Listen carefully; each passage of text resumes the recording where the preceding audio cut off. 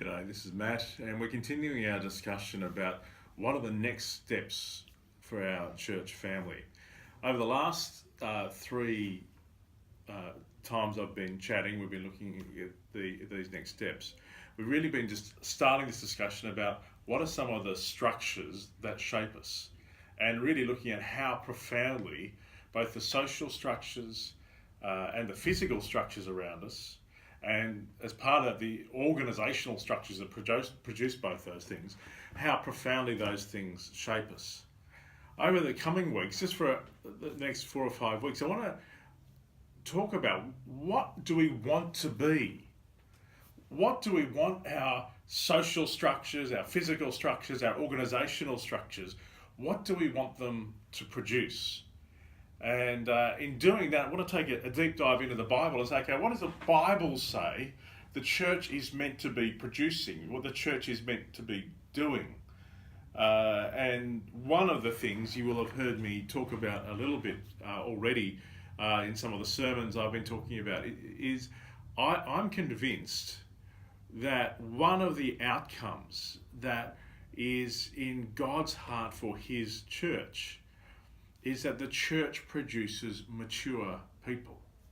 In fact, the Apostle Paul in Ephesians chapter 4, this is my Bible, you see it's well and truly scribbled all over and highlighted, because this for me is a crucial chapter.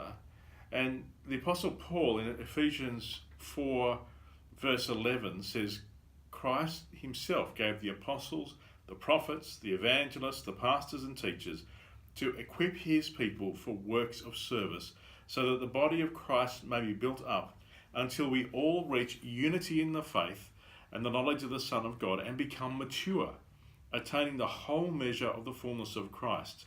Then we will no longer be infants, tossed back and forth by the waves and blown here and there by every wind of teaching and by the cunning and craftiness of people in their deceitful scheming. Instead, speaking the truth in love, we will grow to become in every respect the mature body of Him who is the head, that is Christ. And he goes on to say, from Him the whole body, joined and held together by every supporting ligament, which I understand to be the leadership or the servants of the church, grows and builds itself up in love as each part does its work. This is a very dense and important part of the Bible. And the picture it's giving is that when the church is working well, when the supporting ligaments, the apostles, the prophets, the evangelists, the pastors, the teachers are working well, people are built up into two things. They become mature, which means they're not being thrown around by life, and we become a body. We move into relationship and into community. So what I'm suggesting is, as we think about the future and direction of our church, we want to think about what social structures, what physical structures, what organisational structures will help us move towards maturity as individuals, for each one of us, to find the unique story each of us has, and to help us grow up. And Paul, as we already said, defines growing up here as not being thrown around by life. And I think there is a tie-up between, he talks about speaking the truth in love. It's clear that for Paul, what helps produce maturity is not a Sunday service where we just listen to a sermon. It is relationship. It is the kind of relationship where I know you well enough and you know me well enough to be able to see each other's blind spots and to speak the truth in love.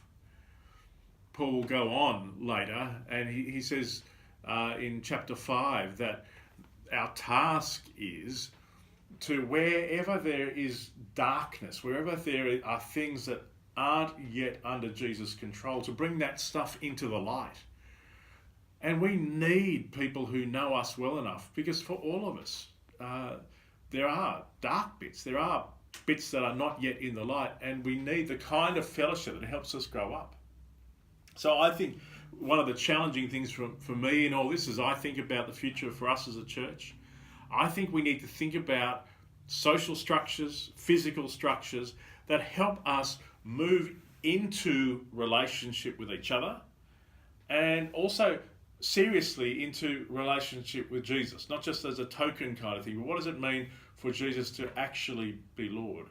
So a real question I want to keep raising with us as we think about maturity being one of the things we want the future of our church. We want to structure our church so we are producing mature Christians. I think one of the things is, what does it mean for us to structure ourselves in a way that we are increasingly moving to genuine relationship?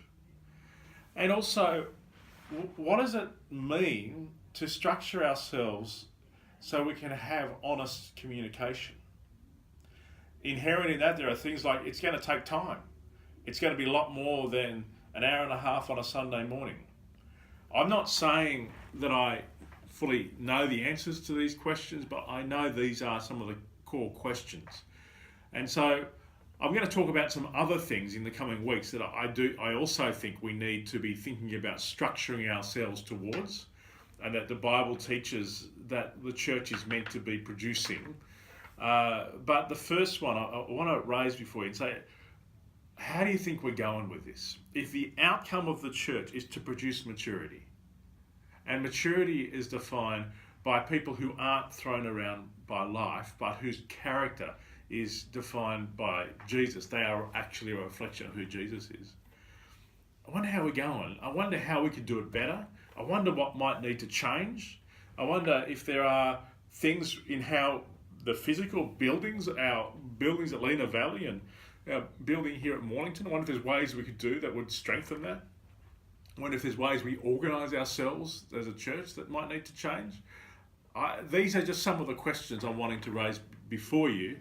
And over this year, we're wanting to really wrestle with what does it mean for us to be a church that has the social structures, the physical structures, the organisational structures that produce mature people. Let's keep talking about it as we continue this dialogue together.